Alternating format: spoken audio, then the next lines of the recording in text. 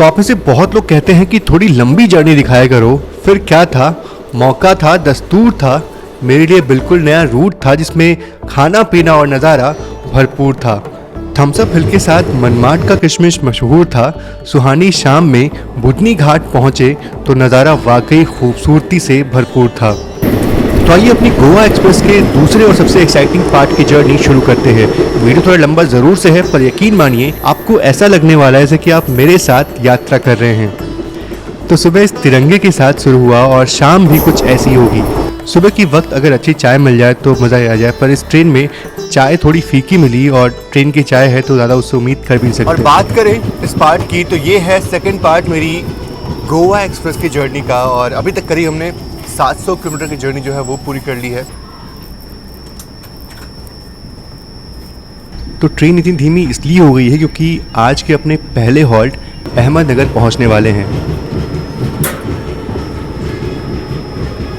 चले वड़ा पाव, चाय, पानी बोतल। और अहमदनगर में आते ही भीड़ जो है वो बढ़ गई। बाकी मैंने अपनी इडली यहाँ पे रख दी है, चाय यहाँ पे रख दी है, उसे यहाँ भी रख सकता हूँ यार, खाली है जगह। तो ये रही मेरी इडली। यार गर्म है तो मैं अभी टेस्ट कर लेता हूँ क्योंकि बाद में फिर ठंडी हो जाएगी तो मज़ा नहीं आएगा। और 2AC में इतना ज़्यादा भीड़ है ना कि ऐसा लग रहा है कि आप 3rd AC में टिकट आपने करवा के रखी हुई है। बहुत ही ज़्यादा रश है। फिलहाल मैं इडली ट्राई करता हूँ। भैया ने बोला था कि इडली गर्म है, पर इतनी गर्म उतनी है नहीं, नॉर्मल है, मतलब ठंडी है। बाकी इसका टेस्ट जो है ना वो अच्छा है। बताओ, ट्रेन में बैठने के लिए जगह नहीं है और मुझे ऐसे खड़े होकर के इडली टेस्ट करनी पड़ रही है। वैसे एक और चीज़ है, मेरी सीट जो थी ना वो लोअर सीट थी। मैंने अपनी सीट दे दी, किसी को ज़रूरत थी, फिर उसके बाद से मैंने फिर अपनी सीट चेंज की और अपर बर्थ ली। तो तब से मैं यही कर रहा हूँ, मतलब सीट चेंज ही कर रहा हूँ सबके लिए मैं। और इस चक्कर में ना थोड़ी दिक्कत हो रही है मुझे। बाकी चलो, सब खुश रहें, यही तो सही होता है ज़िंदगी में। इडली अच्छी है बट गर्म नहीं उतनी जितनी गर्म उन्होंने बोली थी।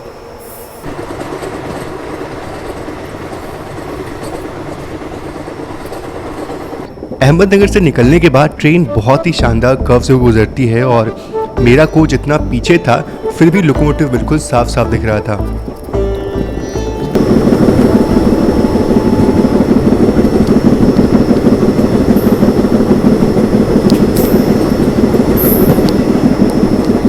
यार मेरा कॉफ़ी पीने का बहुत मन था, लेकिन अब केले खा लिए ना तो कॉफ़ी नहीं पी सकता। अभी केले खा लिए। तो अभी पहुंचने वाले हैं कोपर गांव, पर उससे पहले विशाल गोदावरी रिवर को क्रॉस करने वाले थे। और बिल्कुल पानी नहीं इसमें, एकदम सूख चुकी नदी है।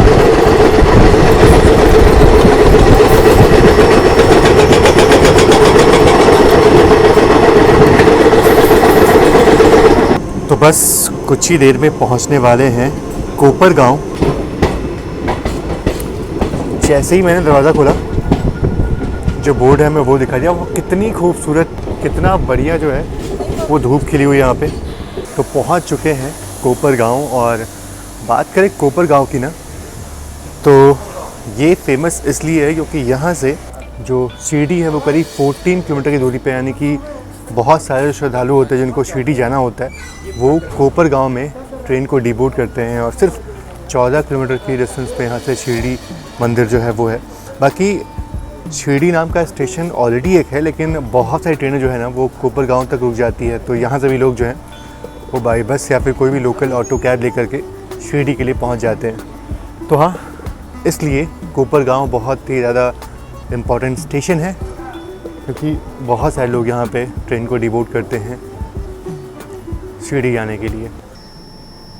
और ऐसा लग रहा है जैसे कि कोई तो ट्रेन हमें क्रॉस करने वाली है, इसलिए ट्रेन हमारी यहाँ पे रुकी हुई है काफ़ी देर से। तो चलिए, कोपर गांव से अपना डिपार्चर तो हो चुका है। बाकी मैं आपको जो डिपार्चर है वो इस तरह से दिखा रहा हूँ क्योंकि इस तरह से कोई तो ट्रेन आने वाली है, कोई तो ट्रेन क्रॉस होने वाली है हमें। और एल्को, बिल्कुल एल्को है ये।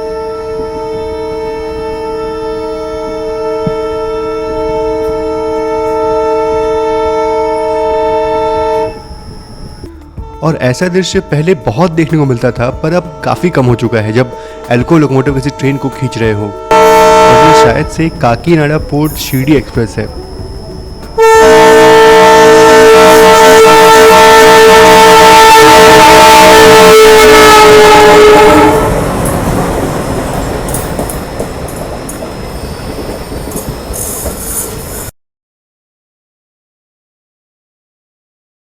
तो चलिए, कोपर गांव से अपना डिपार्चर हो चुका है और अब कुछ ही देर में पहुंचेंगे मनमाड जंक्शन। पर मनमाड जंक्शन थोड़ी सी दूरी पे था, तो मैंने सोचा थोड़ा सा विश्राम कर लेते हैं और उसके बाद एक स्पेशल चीज़ आपको दिखानी थी, वो दिखाएंगे। पर आनंद फानंद में जैसे ही उठा तो बाहर के पहाड़ों को देख के लगा कि शायद जो चीज़ मुझे देखनी थी वो मिस हो गई है, और अचानक से एकदम से शोक जो है वो छा गया था। एक पल को लगा जैसे कि थम्स अप हिल जो थी वो पीछे छूट गई हो, और बस यही जो रूखे सूखे पहाड़ है बस वही देखने को मिलने वाले हैं। पर तभी दूर कुछ अंगूठे ऐसा दिखाई दिया और मैं वापस से खुशी से झूम उठा, क्योंकि जो चीज़ मुझे देखनी थी वो मिस नहीं हुई थी। और मैं बिल्कुल इसकी बात कर रहा था आपसे, और देखो ऐसा लग रहा है बिल्कुल कोई थम्स अप जो है वो दिखा रहा है, कोई बिल्कुल ऐसा लग रहा है ये।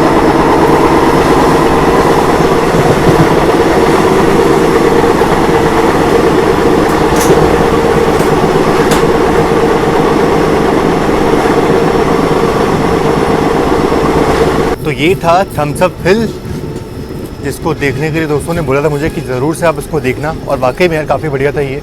और देखो यहाँ से भी दिखाई दे रहा है वो, इतना दूर होने के बाद भी अभी भी हम देख पा रहे हैं, और बहुत ही बढ़िया है। मतलब अच्छा लगा, फर्स्ट टाइम देख रहा हूँ मैं थम्स अप हिल को।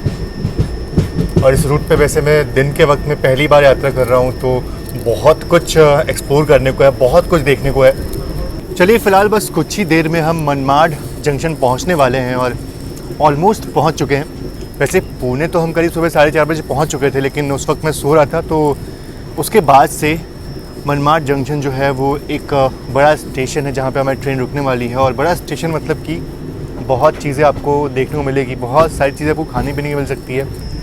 और मनमाड स्टेशन जैसे ही आप पहुँचते हो ना, इस तरफ आपको एक डैम दिखेगा, और ये मेनली रेलवे डैम है। अब रेलवे डैम क्यों है ये तो नहीं पता मुझे, बाकी इसका नाम जो है वो रेलवे डैम है, और काफ़ी खूबसूरत है ये डैम। और उस तरफ से जो लाइन आ रही है ना, वो मेरे ख्याल से कल्याण से आने वाली लाइन है, जो मुंबई से आती है और यहाँ पे आके मिलने वाली है। और ये मिलन होता हुआ दौंड, पुणे और कल्याण की लाइन का मनमाड जंक्शन पे।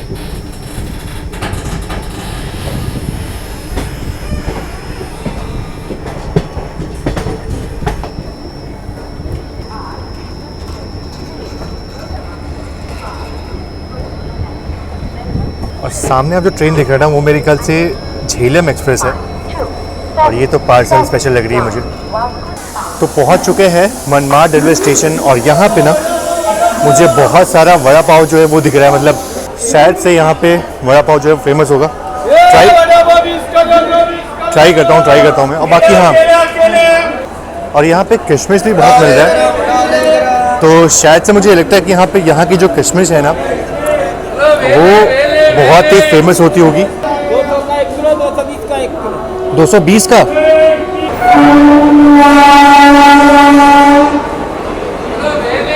ओह, हमारी तरफ से ट्रेन आ गई है। तो बनारस लोकमान्य तिलक, अच्छा लगा यार कि मेरे इलाके की ट्रेन जो है वो मिल गई मुझे यहाँ पे। चलिए फ़िलहाल ट्राई करते हैं किशमिश, यार फेमस है यहाँ की। ज़्यादा निकालना, आधा किलो निकालना तो ये वाला। तो मैंने करीब ½ kg जो है वो किशमिश ले लिया। अच्छे लगते हैं मुझे ये, और यहाँ का फेमस है तो भाई ट्राई तो करना ज़रूर से बनता है। और इसके साथ ही साथ मैं यहाँ पे वड़ा पाव जो है ना वो भी टेस्ट करने वाला हूँ, क्योंकि बहुत ही ज़्यादा बिक रहा है यहाँ पे। और बात करें मनमाड की ना, तो ये एक बड़ा जंक्शन है, और साथ ही साथ एक और चीज़, एशिया का सबसे बड़ा ग्रेनरी, मतलब कि जहाँ पे अनाज स्टोर होते हैं, स्टोर हाउस होते हैं, वो यहाँ पे है एशिया का सबसे बड़ा, और उसको ऑपरेट करती है हमारी फूड कॉरपोरेशन ऑफ इंडिया। तो मनमाड इसलिए भी काफ़ी फेमस है, और बहुत ही ज़्यादा बड़ा रेलवे का कॉलोनी है ये। बहुत सारे आपको रेलवे के यहाँ पे घर मिल जाएंगे। जितने भी रेलवे के ऑफिसर्स हैं, रेलवे के कर्मचारी हैं, बहुत ही ज़्यादा मात्रा में यहाँ पे रहते हैं। तो एक तरह से ये रेलवे टाउन भी इसको बोल सकते हैं। और साथ ही साथ मैंने आपको मनमाड के बारे में कुछ और चीज़ें बताई दी है। बाकी चलिए वड़ा पाव खाते हैं, क्योंकि भाई उस तरफ तो मुझे मिला नहीं। सामने की तरफ मुझे एक वड़ा पाव वाले दिख रहे थे भैया, उनसे बात करते हैं और वड़ा पाव जो है वो टेस्ट करते हैं यहाँ का। कैसे भैया वड़ा पाव? 20 रुपए का 2 वड़ा पाव। देना। मिर्च नहीं है क्या? मिर्ची नहीं रखते भाई, अच्छा नहीं रखते। ऑलरेडी तीखा बना था। वैसे मिर्ची नहीं मिली कोई बात नहीं, क्योंकि ये चीज़ मुझे काफ़ी अच्छी लगती है। ये जो मसाले होते हैं ना, ये बहुत अच्छे लगते हैं। चलते हैं भाई वड़ा पाव, चल के अंदर टेस्ट करते हैं। कोई तो ट्रेन स्किप कर रही है।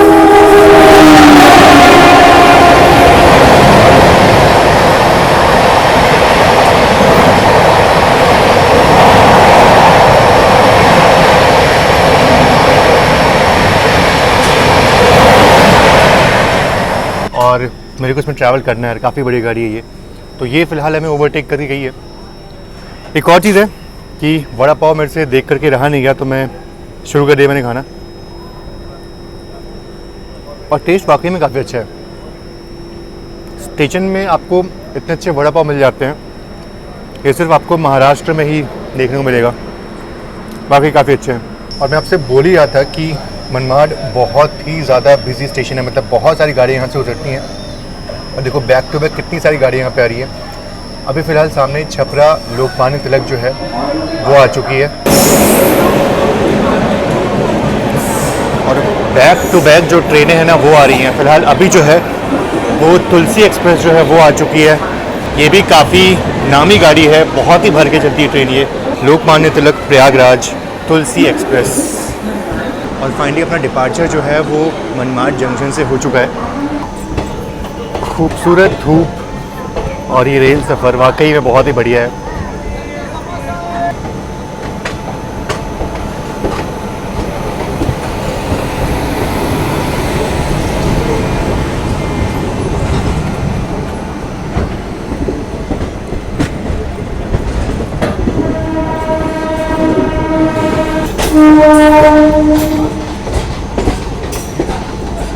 और एक और चीज़ के बारे में आपसे बात करनी थी, वो ये कि आपको पता है कि मनमाड को जंक्शन किस लिए कहते हैं। एक कल्याण से लाइन आती है जो कि मुंबई होते हुए आती है, और एक लाइन जो है जिस तरफ से हम आ रहे हैं, यानी कि पुणे दौंड लाइन, और एक लाइन जो उस तरफ है वो आती है हैदराबाद की तरफ से, और एक लाइन जिधर हम अभी जा रहे हैं ना वो है भुसावल वाली लाइन। तो सब मिला करके इस डायरेक्शन से ट्रेन से यहाँ पे आती है। और एक और चीज़ ये है कि किसी ज़माने में यहाँ से हैदराबाद के लिए मीटर गेज का ट्रैक हुआ करता था, जो कि निज़ाम स्टेट रेलवे द्वारा ऑपरेट होता था। मतलब उस ज़माने में यहाँ मनमाड से हैदराबाद सिटी के बीच में मीटर गेज की ट्रेन जो थी वो चलती थी।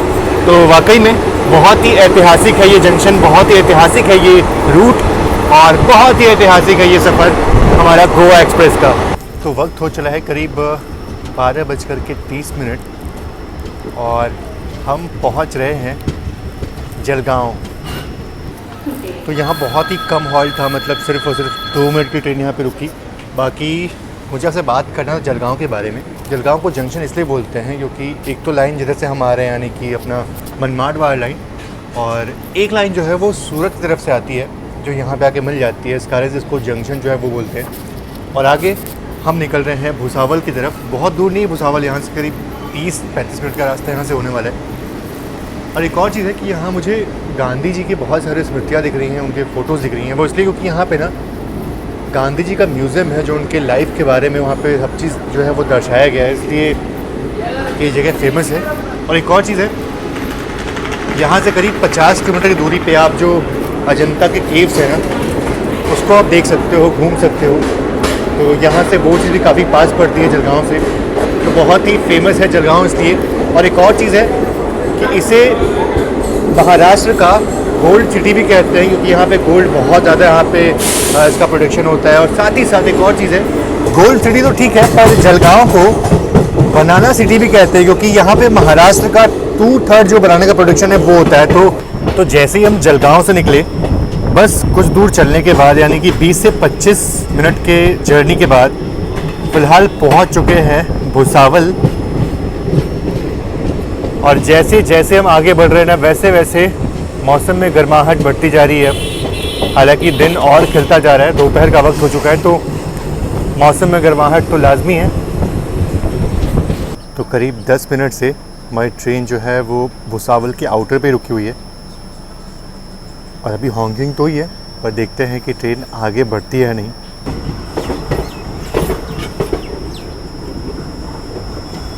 बहुत ही महत्वपूर्ण रेलवे स्टेशन है ये। बहुत सारी गाड़ियाँ यहाँ से ऑरिजिनेट होती हैं, बहुत सारी गाड़ियाँ यहाँ से गुजरती हैं और ये स्टेशन भारत के टॉप 100 बुकिंग स्टेशंस में से एक है।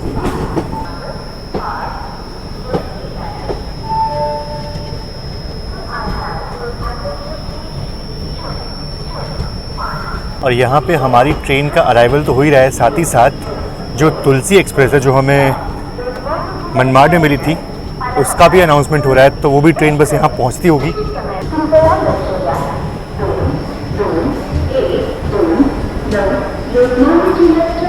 तो पहुँच चुके हैं भुसावल रेलवे स्टेशन और ये पेंटिंग देख करके आपको किस ट्रेन की याद आ रही है? ये है हमारी वंदे भारत एक्सप्रेस। बिल्कुल सही पकड़ा आपने। अरे यहाँ तो काफ़ी कुछ मिल रहा है, आइए देखते हैं क्या क्या यहाँ पे अवेलेबल है।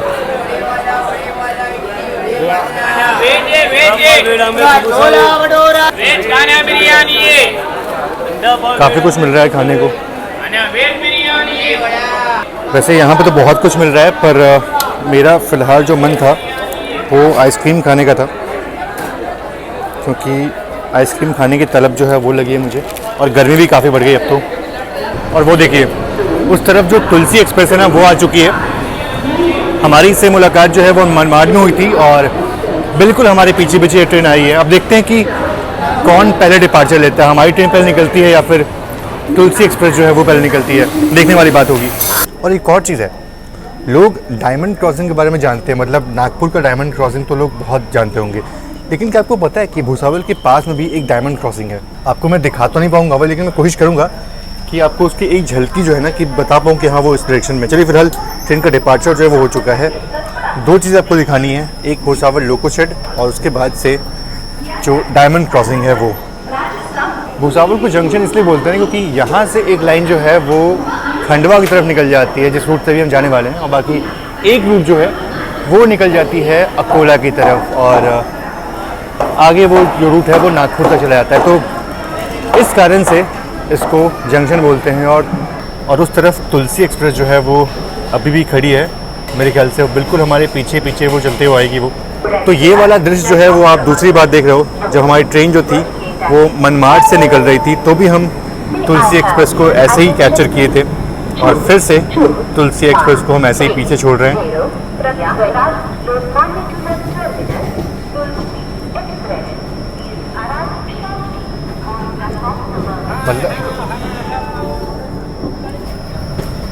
और बात करें भुसावल की ना, तो भुसावल इलेक्ट्रिक लोको शेड है जहाँ पे बहुत सारे इलेक्ट्रिक लोकोमोटिव्स का, जैसे कि वैप 4 हो गया, वैम 4 हो गए, उसके बाद से WAG 5 हो गया, WAG 9 हो गए, इन सभी इलेक्ट्रिक लोकोमोटिव्स का रख रखाव जो है वो होता है। और ये एक बहुत ही महत्वपूर्ण लोको शेड है ये।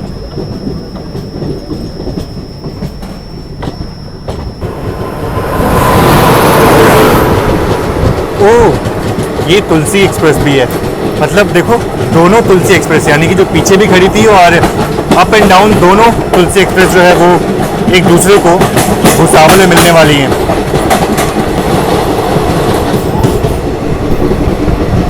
WCM 3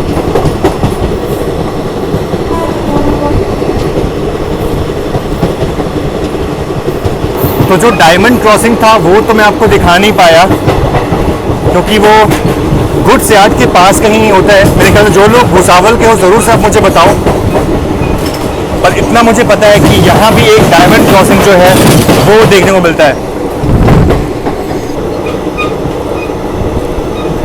तो ये लाइन जो है ये अकोला की तरफ जाने वाली लाइन लग रही है मुझे।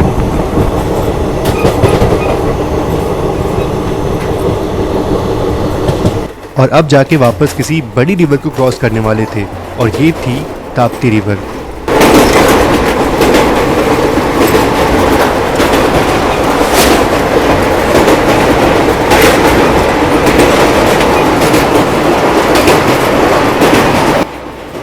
मानसून टाइम में ये नदियाँ अपने उफान पे होती हैं और गर्मियाँ आते ही बिल्कुल शांत सी हो जाती हैं।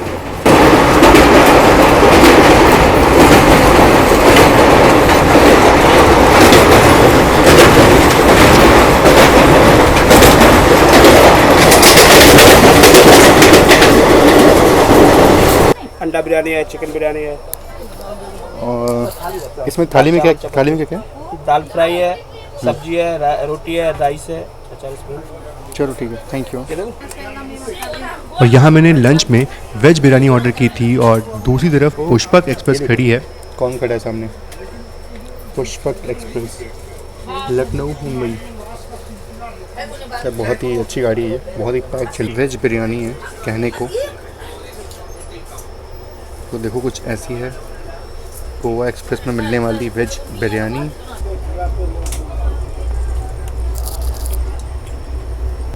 और अभी तक मुझे गोवा एक्सप्रेस का जो खाना था, अगर हम डिनर के छोड़ दें तो मुझे ठीक ठाक लगा। फिलहाल अभी हम नेपा नगर इलाके से गुजर रहे हैं और इस जगह की बहुत ही खासियत है। खासियत ये है कि यहाँ पे न्यूज़ प्रिंटिंग मिल्स जो है ना बहुत सारी है, पेपर प्रिंटिंग मिल्स जो है बहुत सारी यहाँ पे हैं।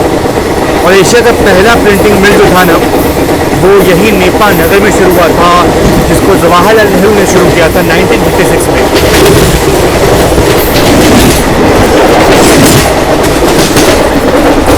और भी मांडवा स्टेशन को स्किप कर रहे हैं, बिल्कुल छोटा सा कस्बा है ये। और मुझे अग्निपथ मूवी का वो डायलॉग याद आता है जब अमिताभ बच्चन अपने गांव का नाम मांडवा बोलते हैं। हाँ, बस इसीलिए मैंने इसको कैप्चर किया।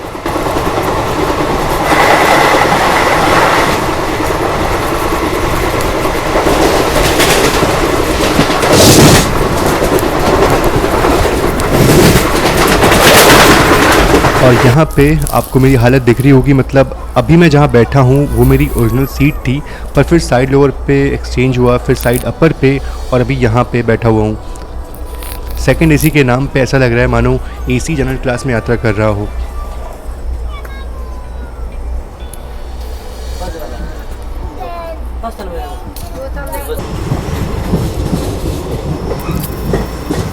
तो काफ़ी देर से ट्रेन हमारी चल रही थी और अब जो है एमपी का एक बड़ा हॉल्ट, एमपी के अंदर एक बड़ा हॉल्ट जो है वो हम लेने वाले हैं, खंडवा। और उससे पहले आप इस इंजन को एक बार गौर से देखिए। वैसे अब तो ये धीरे धीरे कॉमन हो रहा है, पर फिर भी जब भी मिलता है ना तो देख के अच्छा लगता है। भारतीय रेलवे का सबसे पावरफुल फ्रेट लोकोमोटिव WEG-12B।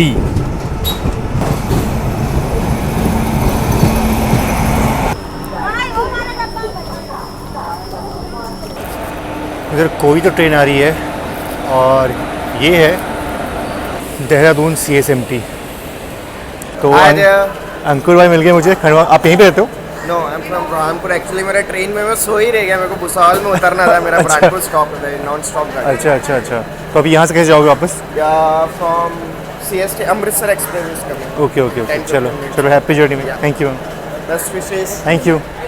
तो फिलहाल पहुँच चुके हैं खंडवा, और खंडवा आते ही ना मुझे लेजेंडरी किशोर कुमार जी की याद आती, क्योंकि वो यहीं पे पैदा हुए थे और किशोर कुमार को कौन नहीं जानता। तो खंडवा से उनका एक ख़ास ताल्लुक़ है कि वो यहाँ पे पैदा हुए थे। बाकी एक और चीज़ है, खंडवा जो है वो एमपी का एक इम्पॉर्टेंट जंक्शन है ये, और यहाँ पे बहुत सारी ट्रेनें जो है वो आके रुकती हैं। पीछे जो है वो CSMT देहरादून CSMT जो सुपर फास्ट है वो खड़ी है वहाँ पे। और एक और चीज़ है, और बात करें खंडवा की ना, तो 1866 में जब ग्रेट इंडियन पेनिनसुला रेलवे की शुरुआत हुई थी, तब ये खंडवा भुसावल रेल मार्ग है ना तब शुरू हुआ था। यानी कि करीब 156 साल हो चुके हैं इस रेल लाइन को बने हुए, स्टेशन को बने हुए। तो बहुत ही पुराना रेलवे स्टेशन है ये। तो कल रात की रबड़ी का जो कहानी है वो तो आप जानती हैं, मतलब एकदम ख़राब जो थी वो थी रबड़ी मिली थी मुझे आनंदा की। वैसे अच्छी लगती है वो, बहुत ही अच्छी होती है, पर शायद वो ज़्यादा गर्मी के कारण से ख़राब हो गई थी। पर ये सांची की जो रबड़ी होती है वो भी काफ़ी अच्छी होती है, तो अब मैं ये ट्राई करने वाला हूँ। और भाई धूप काफ़ी लग रही है, मतलब गर्मी जो है वो काफ़ी बढ़ते जा रही है। तो फ़िलहाल खंडवा से अपना डिपार्चर जो है वो हो चुका है, और मैं गेट पे खड़े खड़े रबड़ी जो है वो टेस्ट कर रहा था। तो पहले डिपार्चर जो है वो ले लेता हूँ मैं, क्योंकि खंडवा में बार बार नहीं आता, रबड़ी तो मैं कभी भी टेस्ट कर सकता हूँ।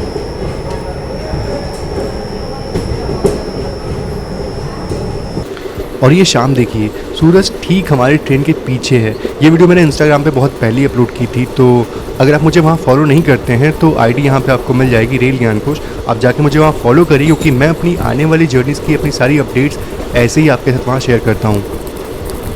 और फाइनली इटारसी पहुँचने का समय हो चुका था और मैं खुश हूँ, क्योंकि अब यहाँ से ऐसा लगता है जैसे कि ये अपना जाना पहचाना रूट है। और इटारसी पहुंचने वाला है, पर इटारसी पहुंचने से पहले सामने जो आप देख रहे हो ना, ये अरे यार ये क्या हो रहा है, ये पूरा डीजल शेड हुआ करता था और अभी भी आपको उस डीजल लोकोमोटिव जो है वो देखने को मिल जाएंगे यहाँ पे। हालांकि थोड़ी दिक्कत होगी देखने में, पर इलेक्ट्रिक शेड में आपको बहुत सारे ई लोकोमोटिव जो है वो देखने को मिलेंगे। और इस लाइन को आप देख कर कंफ्यूज मत होइएगा, क्योंकि ये जो लाइन है ना वो शेड से आ रही है। और कितना खूबसूरत सनसेट हो रहा है, ये भी आप देखो, बहुत ही प्यारा। और बस इटारसी पहुंचने वाले हैं।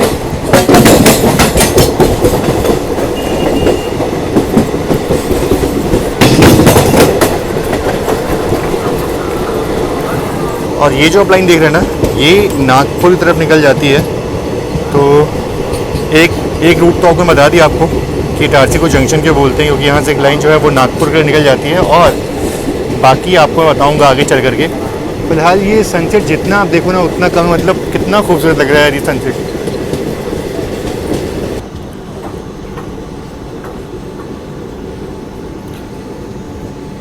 और सामने आप जो लाइन देख रहे हैं ना, ये मेनली नागपुर की तरफ से आ रही है। और अगर देखा जाए तो इटारसी में चारों तरफ से लाइंस जो है वो आती हैं, चारों दिशाओं में आपको ट्रेन मिल जाएंगी यहाँ से।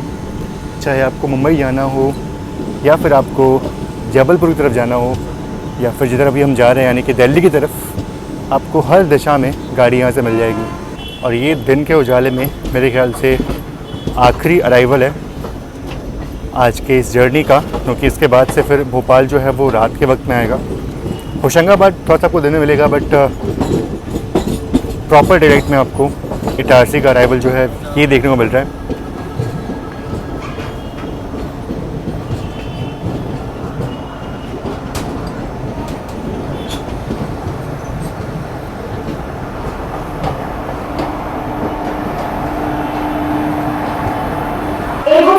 तो आखिर में पहुंच चुके हैं इटारसी। और एक और चीज़ है, अगर बात करें ट्रेन की पंक्चुअलिटी की ना, तो ट्रेन बहुत ही पंक्चुअल है। यहाँ पहुंचने का सही समय था करीब 5:35 और हमारी ट्रेन यहाँ पे करीब 15 मिनट पहले यहाँ पहुंच चुकी है। बहुत ही अच्छी चीज़ है, मतलब ये ट्रेन पंक्चुअलिटी के मामले में तो बहुत ही बढ़िया है। और बाकी फूड के मामले में मैं आपसे बाद में बात करूँगा, रात के वक्त में बात करूँगा। बाकी पंक्चुअलिटी बहुत ही बढ़िया है। टिकट अवेलेबिलिटी जो है ना, वो मैंने एक दिन पहले टिकट की थी और टिकट मेरी कंफर्म हो गई 2 AC में। बाकी अगर आप स्लीपर में टिकट करते हो तो शायद ऐसे आपको थोड़ा और पहले बुकिंग करनी पड़े। तो टिकट अवेलेबिलिटी थोड़ा सा इशू है इस ट्रेन में, लेकिन अगर आप हाईयर क्लास में टिकट बुक करते हो तो चांसेस बहुत होते हैं कंफर्म होने के। वैसे अगर बात करें डिस्टेंस की ना, तो करीब 1370 किलोमीटर की जर्नी हमने पूरी कर ली है।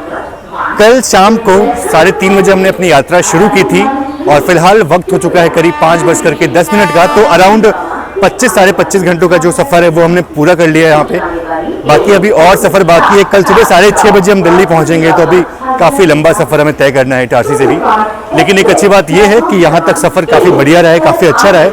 और गोवा एक्सप्रेस ने हमें निराश बिल्कुल नहीं किया है, ख़ास तौर पर अगर बात करें पंक्चुअलिटी के मामले में। तो एक चीज़ है कि इटारसी में आपको खाने पीने की दिक्कत बिल्कुल नहीं होगी। इडली तो मैंने ऑलरेडी ले ली है, तो इडली खाने का बिल्कुल मन नहीं है। बाकी भैया इडली कैसे है? वैसे इटारसी में आपको खाने के लिए बहुत चीज़ें मिल जाती हैं। आप यहाँ बाहर भी इतने सारे आउटलेट्स हैं, ऑर्डर कर सकते हो फूड अपना। बाकी मेरा कुछ खाने का मन नहीं हुआ, इसलिए मैंने सांची से ये जो लस्सी है वो मैं ले ली। तो चलिए भाई, बिल्कुल अपने सही वक्त पे हमारी गोवा एक्सप्रेस जो है वो इटारसी से निकल चुकी है। वैसे सही वक्त क्या, मतलब ट्रेन काफ़ी देर से यहाँ रुकी थी, बिफोर टाइम आ गई थी। तो अब निकलने का वक्त हो चुका है इसका। और अब जो है ना, इसके बाद से शाम ढलेगी। और मेरा बस ये कहना है कि जैसे ही शाम, अब तो शाम ऑलमोस्ट ढल चुकी है, सूरज डूबने वाला है। पर मैं सोच रहा था कि काश डे लाइट में जो बुधनी घाट है वो देखने को मिल जाए। अब देखते हैं कि कितना ज़्यादा उजाला रहता है बुधनी घाट के वक्त में। और इस तरफ दुर्ग भोपाल जो है उसका इटारसी में अराइवल हो रहा है।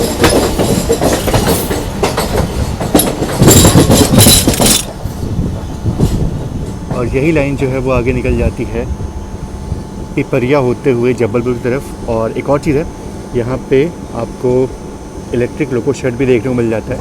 तो कुछ इलेक्ट्रिक लोकोमोटिव आपको यहाँ पे खड़े हुए देखने को मिलेंगे। जैसे यहाँ पे आपको WP7 लोकोमोटिव दिखाई दे रहे हैं, आगे और भी लोकोमोटिव्स होंगे।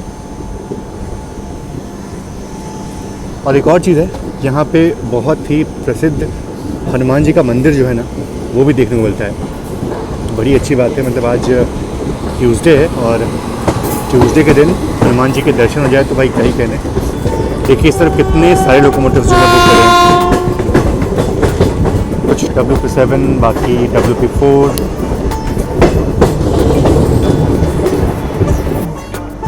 और यही है वो फेमस हनुमान मंदिर जिसके दर्शन हर दिन लगभग लाखों लोग करते हैं अपने ट्रेन सफ़र के दौरान।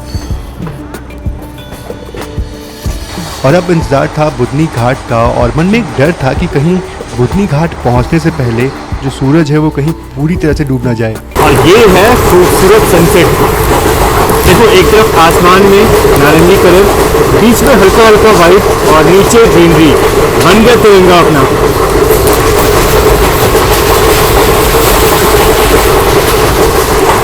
और कुछ ऐसी ही शुरुआत हमने की थी अपने सुबह की, जब मैंने आपको तिरंगा दिखाया था, और एंड भी कुछ ऐसे ही हो रहा है। पर बुधनी घाट में प्रवेश करने से पहले नर्मदा रिवर क्रॉस होने वाली थी, तो पहले वो देखते हैं।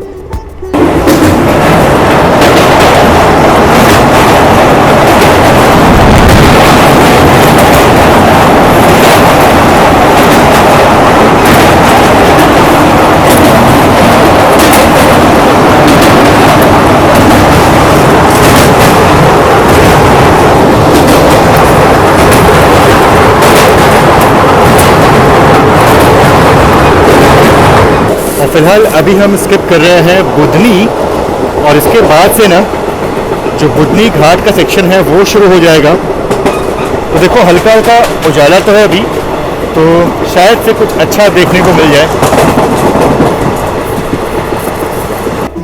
तो इस जर्नी में मैंने बहुत ही ज़्यादा बातें की हैं और जब तक बुधनी घाट रहने वाला है मैं बिल्कुल शांत रहने वाला हूँ।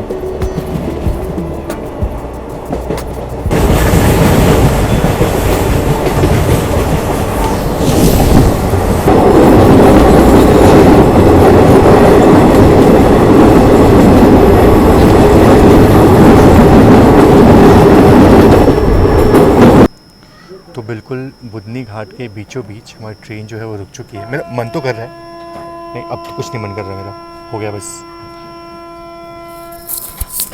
पर मेरा मन ये कर रहा था कि मैं वहाँ पे जा कर के थोड़ा सा खड़ा हो जाऊँ, मतलब ऐसा अच्छा लगता है, पागलपन ही बोलो उसको। पर ट्रेन जो है वो तो चल दी, और ऐसे में ऊपर चढ़ने में काफ़ी तकलीफ़ होती, तो अच्छा है नीचे नहीं गया मैं।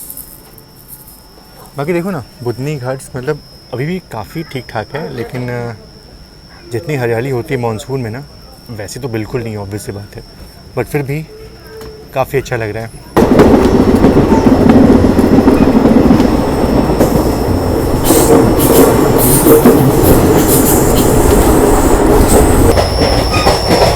ट्रेन में भाई खाने पीने की दिक्कत तो आपको बिल्कुल नहीं होने वाली, क्योंकि चाय कॉफ़ी स्नैक्स आपको मिलते ही रहते हैं। टेस्ट करना, हमने अभी 4 बार बनाई थी, मैं टेस्ट ही नहीं करी। भैया कॉफ़ी है क्या?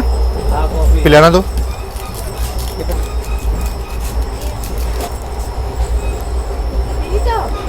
अपनी बनाइए कॉफी। चलो भाई जी, बुधनी घाट्स के बाद ना अब थोड़ा कॉफ़ी पीते हैं और थोड़ा रिलैक्स करते हैं अपने आप को।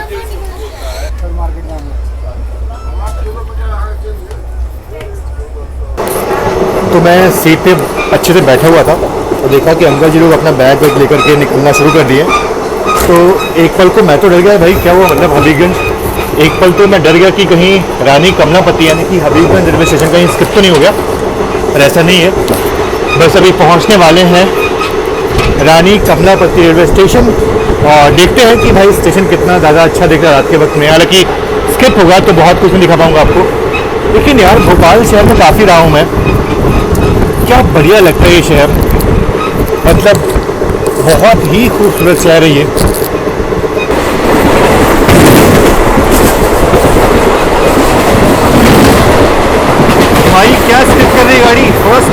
करो ना।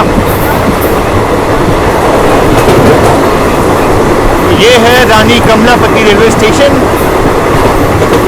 यहाँ से तो काफ़ी अच्छा लग रहा है। वाओ, वाकई में काफ़ी अच्छा लग रहा है। काफ़ी डेवलपमेंट हुआ यहाँ पे।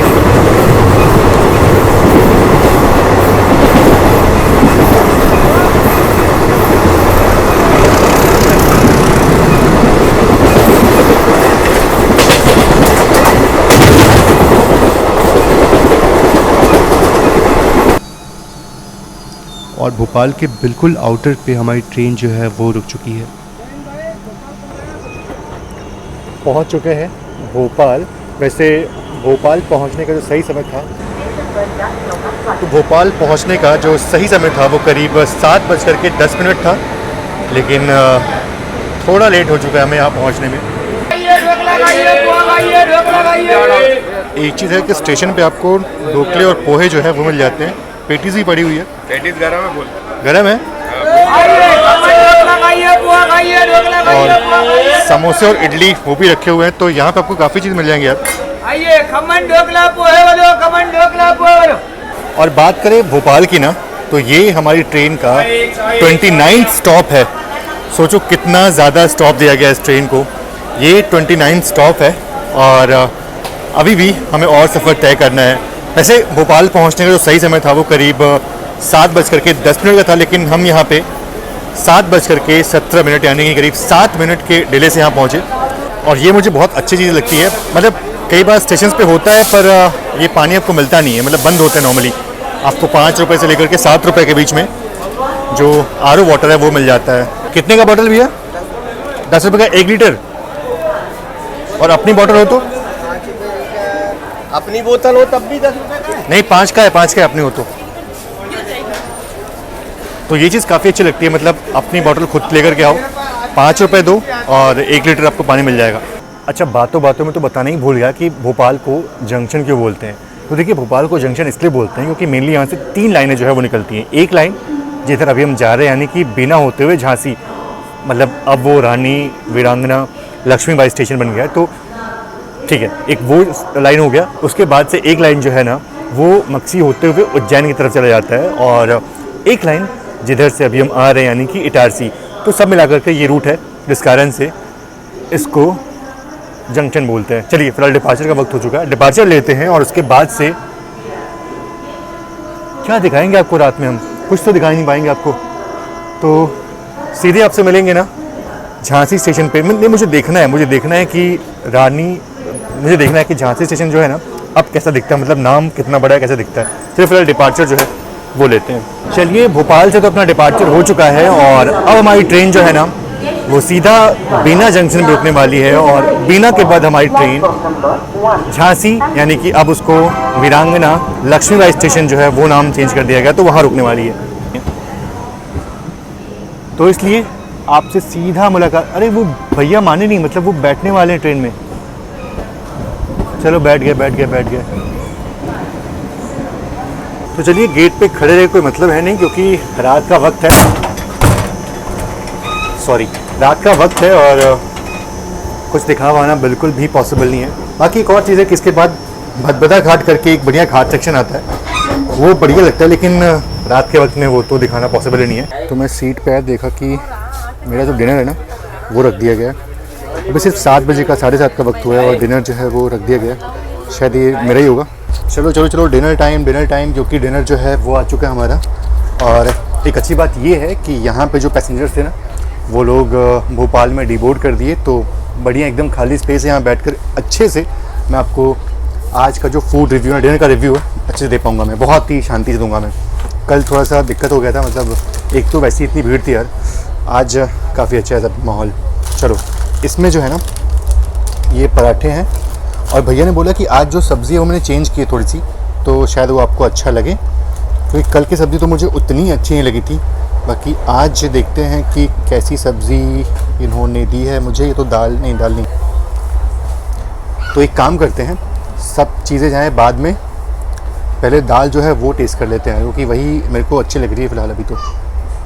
बस भाई आजा। बहुत ही आला, बहुत ही बढ़िया।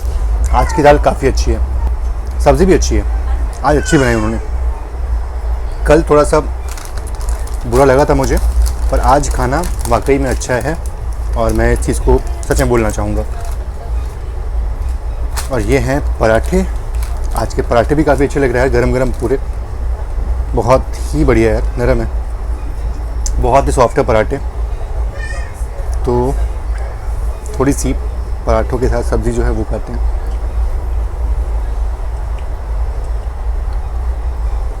बहुत ही बढ़िया। अच्छा किया कि मैंने बाहर से खाना जो है वो नहीं खाया, वेट किया कि आज मुझे ट्रेन का खाना ही खाना है, ताकि आप लोगों को मैं ट्रू रिव्यू जो है वो दे पाऊँ।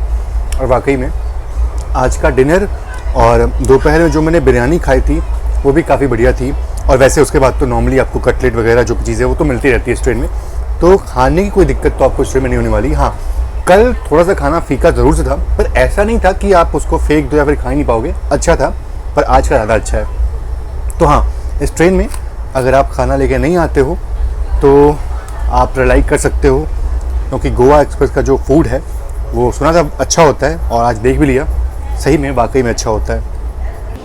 तो फ़िलहाल वक्त हो चुका है करीब रात के 10:30 बजे, और हम अभी फ़िलहाल स्किप करने वाले हैं ललितपुर को।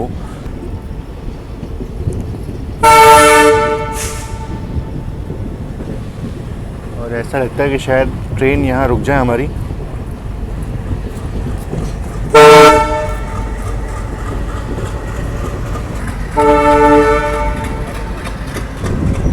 और ये देखिए, ये चढ़ने की कोशिश कर रहे थे, पर अचानक से ट्रेन ने स्पीड पकड़ लिया, तो उन्होंने अपना जो प्लान है वो कैंसिल कर दिया।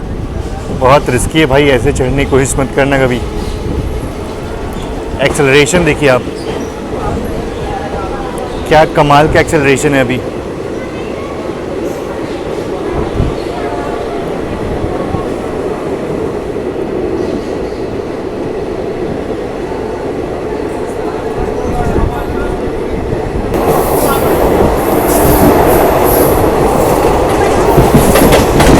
बहुत ही कमाल का एक्सेलरेशन।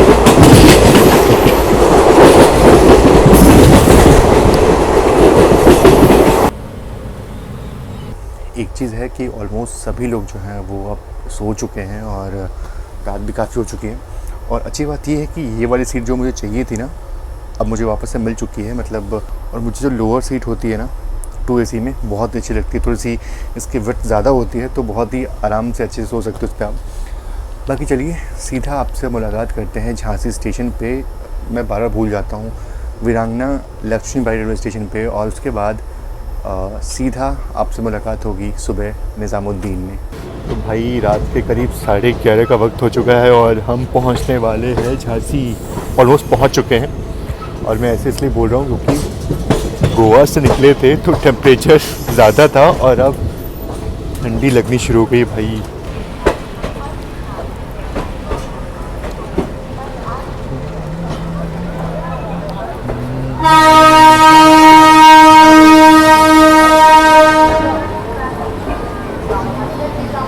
चलिए झांसी जंक्शन तो पहुंच चुके हैं। और एक और चीज़ है कि ट्रेन यहाँ पे करीब 10 मिनट की देरी से पहुंची, बाकी चलता है उतना तो कोई दिक्कत की बात नहीं है। यार एक चीज़ मुझे समझ नहीं आई कि जितने भी ये स्टॉल्स होते हैं ना, अगर वहाँ से आप, मैं सभी की बात नहीं कर रहा, अगर आप कुछ भी वहाँ से लेते हो, लाइक मैंने अभी ये चॉकलेट लिया तो इसका वैसे MRP 40 रुपीज़ का है, लेकिन ये लोग 5 रुपये 10 रुपये एक्स्ट्रा लेते हैं। इसका क्या मतलब हुआ? मतलब क्या इनको जो यहाँ पे, और अगर पूछो इनसे कि भाई एक्स्ट्रा क्यों ले रहे हो, तो बोलते हो कि कुछ बचता ही नहीं अपने पास, ऐसे वैसे पता नहीं क्या की चीज़ें बोलते हैं वो लोग। तो ये मुझे समझ नहीं है, मतलब कि रेलवे क्या कर रही है। एक तो ये लोग रेलवे स्टेशन पे अपना जो भी है इनका स्टॉल होता है, रेलवे प्रोसेस के अंदर है यार, रेलवे स्टेशन के अंदर है, और फिर भी ये एक्स्ट्रा पैसे लेते हैं। ये बात मुझे समझ में नहीं आई। तो चलिए फ़िलहाल अभी थोड़ा रेस्ट करते हैं। और मेरा मेन उद्देश्य था झांसी में जगने का कि मैं चाहता था कि आपको जो बोर्ड है ना वो दिखाऊं जहाँ पे लिखा हुआ है वीरांगना लक्ष्मीबाई स्टेशन। सिर्फ वही एक मेन उद्देश्य था मेरा, बाकी अब वो मैंने देख लिया, आपको भी दिखा दिया। अब थोड़ा रेस्ट करते हैं। डिपार्चर मैं नहीं लूँगा क्योंकि डिपार्चर लेते तो बहुत टाइम लग जाएगा, तो रेस्ट करता हूँ और सीधा आपसे सुबह के वक्त में मिलते हैं जब हमारी ट्रेन निज़ामुद्दीन पहुँचने वाली होगी।